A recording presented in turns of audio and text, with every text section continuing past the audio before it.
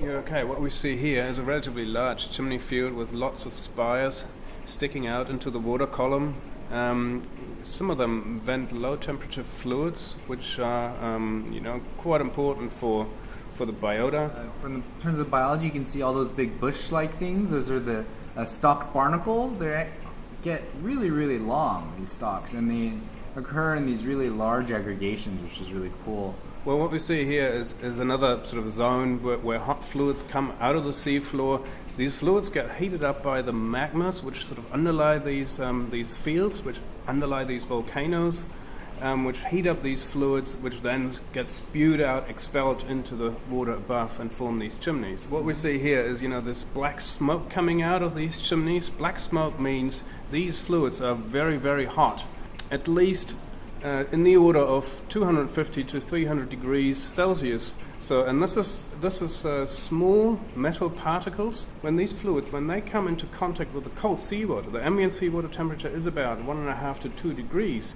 They precipitate out and form these clouds of black smoke. And then you can see these animals that live on there. The barnacles are farther away, closer in. You see some different ones. You can see those large red scale worms that are there, probably feeding on those bacterial mats. You can see the large snail. Well, what we see here is a green mineral, which is a copper, build up with time, as these fluids continue to circulate through the rock and then get spewed out onto the sea floor. You can see this really furry, hairy crab, which is really cool. The hairs on its legs, sometimes it can grow bacteria on them and feed off of them. You can see some of the other animals around, some more regular barnacles that are non-stalked kind that live just attached to the rock. Well, what we see here is we sample one of these chimneys to find out what the geochemical composition is, and also we can have a look at how long have these systems been active and what was the evolution of these systems. So it gives us really valuable information, about the longevity and the composition of these hydrothermal vent fields. What we see here is we deploy a temperature probe in order to see, how hot these fluids are. That's also quite important to know. And there's a white zone at the edge of where the fluid comes out. This is boiling hot water. And this means that at these water depths, we're looking at about 2,300 meter water depth.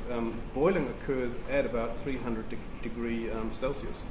Here we can see some squat lobsters in amongst with all the stalked barnacles, some zooarcid vent endemic fish swimming among them, but these huge fields right on the periphery. And then when you get closer, you can start seeing these different kinds of organisms. Here you can see a really nice paralvenellid worm that looks like a little palm tree with the orange tentacles sticking out. They live really, really close to the hot fluid based on chemosynthesis, converting the energy within the chemicals in the vent fluid into food for other organisms.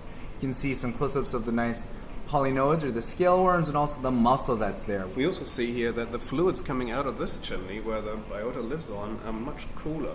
So they have a clear appearance, but you see the shimmer in the water. So they still have an elevated temperature, so probably in the order of between 20 and let's say 80 degrees Celsius, but they're much cooler than the fluids which form the black smoke, like this one.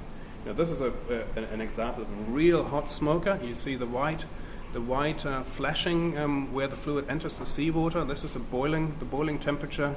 As I said, this is about like at least 320 degrees Celsius. Here we're sampling some of these snails, and there's this clear zonation that you can see with these hydrothermal vents. Some that like to be really close, some that like to be farther away, and even the animals, even the white hairy gastropods and the darker gastropods. These are two different kinds of snails. They live in very distinct zones. This is a really cool zoom of them. You can see some brachyurine crabs and some of that opipele shrimp. You can see other things living on them, a bunch of limpets. And these snails are really quite large. They go anywhere from a golf ball size to almost tennis ball size snail shells. So they're really large organisms.